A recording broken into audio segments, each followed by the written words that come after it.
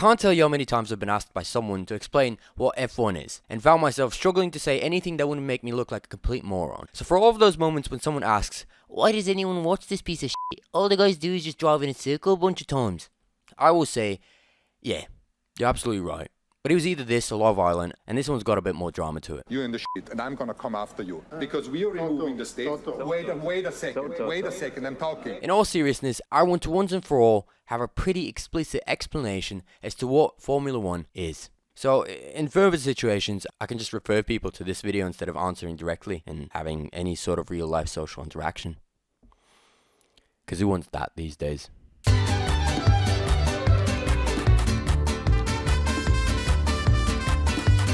Let's maybe first touch on the overall concept of the sport. So the point is that 20 guys huddle up every other weekend and race around a particular track. They get to travel the whole globe, racing in more countries than they even knew existed, not really caring for any moral principles when it comes to hosting a lucrative race in the Middle Esst. And in essence, the inescapable truth is that yes, it is just a bunch of kids going fast in a circle for 60 or 70 times in a row.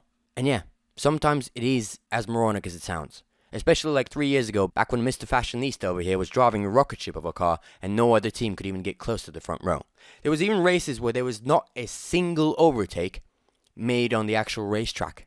Like, from back and center, the cars were just following each other in line for 2 hours.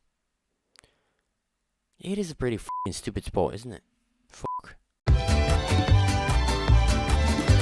I'm happy to report that since the ominous group of influential figures ruling the sport took note of the revolt from fans and have improved the racing. They did do it by forcing the teams to make their cars slower and easier to follow, essentially inhibiting progress and technological advancement in the sport. But who cares? If the cars can go vroom vroom around each other and sometimes touch and crash the fuck out of the circuit, who needs progress? And another seemingly unaddressable aspect of the sport you should probably be aware of is that the race winners tend to not change that much. Usually when people approach a racing sport, they sort of expect that there's a bunch of drivers on the track, in this case 20, and the best driver will win out, securing the win at this circuit before moving to the next track where someone else will have a more dominant performance.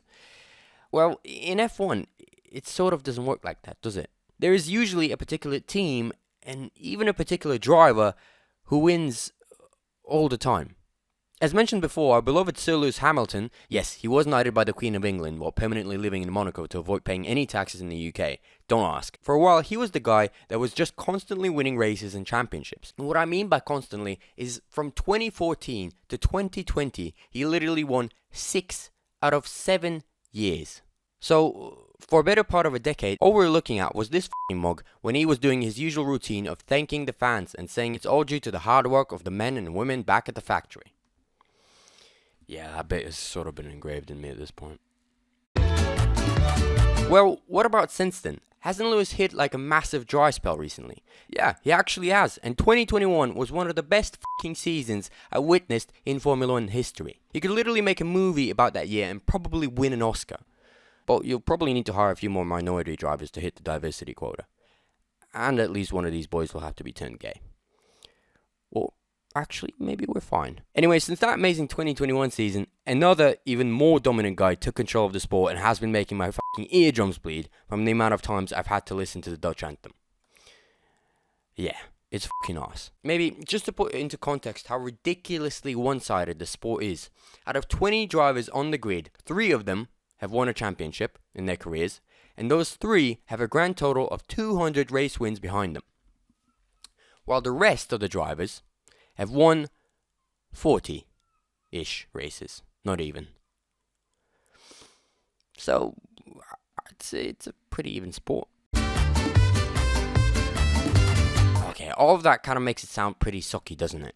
But when you really get into it, it's a lot more than just a bunch of millionaires meeting once a week to drive some of the most expensive vehicles on the planet, while all of us get shit-faced watching the race paying $50 for Sky to transmit to your TV. The sport becomes a lot more interesting when you start learning about team strategies, who the drivers are, what is happening on the driver market, who is fighting for their seat, who isn't, who just got dumped by their girlfriend and is currently on the market, who almost got divorced after winning the Monaco Grand Prix, getting absolutely plastered and hooking up all night with random models. You know what? Fuck.